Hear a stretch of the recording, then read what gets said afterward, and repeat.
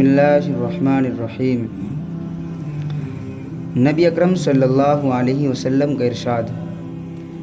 نبی اکرم صلی اللہ علیہ وسلم کا گزر دو قبروں کے پاس سے ہوا تو آپ نے فرمایا، یہ دونوں قبر والے عذاب دیے جا رہے ہیں اور کسی بڑی چیز میں عذاب نہیں دیا جا رہا۔ ایک تو یہ اپنے پیشاب سے بچتا نہیں تھا اور دوسرا تو یہ چغلی کیا کرتا تھا۔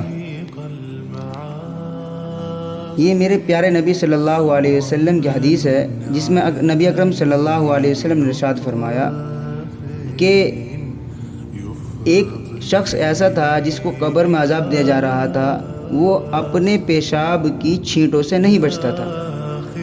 آج ہم غور و فکر کریں کہ ہم جب پیشاب کرتے ہیں کھڑے ہو کر یا بیٹھ کر، ہم پیشاب کی چھینٹوں سے بچ رہے ہیں یا نہیں بچ رہے؟ اگر ہم پیشاب کی چھینٹوں سے نہیں بچ رہے تو ہمارے لیے بھی یہ حدیث ہے کہ ہمیں بھی اس پیشاب کی چھینٹوں سے نہ بچنے کی وجہ سے قبر کے اندر عذاب دیا جا سکتا ہے، کیونکہ جو بات ہمارے نبی جناب آقا محمد مصطفیٰ صلی اللہ علیہ وسلم نے اپنی زبان سے ارشاد فرما دی وہ سچ اور برحق ہے۔ تو لہٰذا ہمیں چاہیے کہ ہم استنجا یعنی پیشاب کرنے میں احتیاط برتیں اور کسی اونچی جگہ بیٹھ کر پیشاب کریں، اور جدھر پیشاب کریں وہ نیچی جگہ ہو تاکہ ہمارے پیشاب کی چھینٹیں ہم پر نہ آئیں۔ اور بہتر جگہ یہ ہے، اگر جنگل وغیرہ میں ہم پیشاب کر رہے ہیں تو نرم جگہ ڈھونڈیں، پھر اس جگہ پیشاب کریں۔ ٹوائلٹ وغیرہ میں اگر پیشاب کر رہے ہیں بیٹھ کر پیشاب کریں، ڈائریکٹ اس کے منہ پر نہ ماریں تاکہ چھینٹیں ہمارے اوپر واپس آئیں۔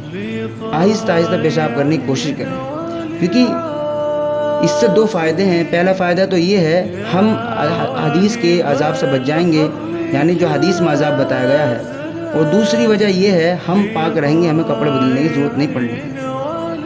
اور دوسری بات اللہ رسول صلی اللہ علیہ وسلم نے فرمائی، یعنی وہ دوسرا شخص جس کو قبر کے اندر عذاب دیا جا رہا تھا، یعنی وہ چغلی کیا کرتا تھا۔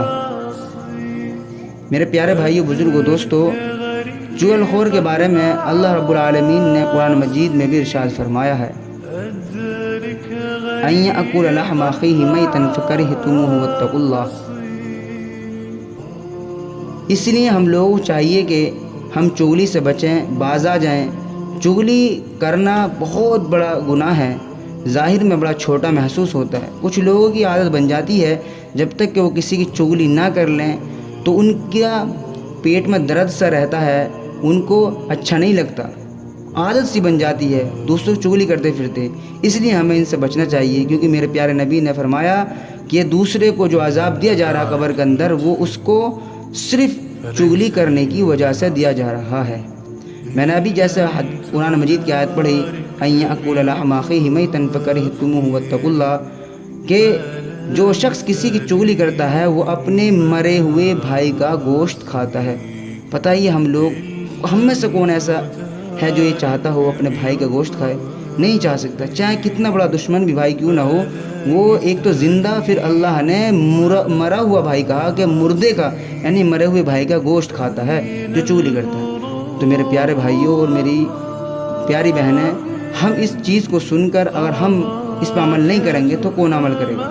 ہمیں چاہیے کہ ہم اپنی زبان پر کنٹرول کریں، اپنے آپ پر کنٹرول کریں، اپنے دماغ کو صحیح چلائیں، کسی کی چغلی نہ کریں، کیونکہ اللہ کے رسول صلی اللہ علیہ وسلم کا یہ بھی ارشاد ہے کہ جو شخص حدیث کی بات کو سنے پھر اس پر عمل نہ کرے تو اس کو زیادہ سزا دی جائے گی، یعنی اس سزا کا زیادہ مستحق ہوگا۔ اگر کسی چیز کا معلوم نہ ہو، معلوم ہو جائے پھر اس پہ عمل نہ کرے تو یہ تو پھر اس طریقے سے مثال ہو گئی جیسے چوری اور سینہ چوری۔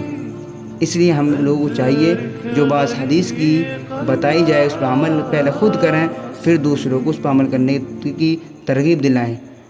دعا کریں اللہ تبارک و تعالیٰ مجھے بھی اور آپ سب کو بھی، تمام سامعین کو، ان دونوں باتوں پر عمل کرنے کی توفیق عطا فرمائے اور ہم سب کو خرافات سے بچنے کی توفیق عطا فرمائے۔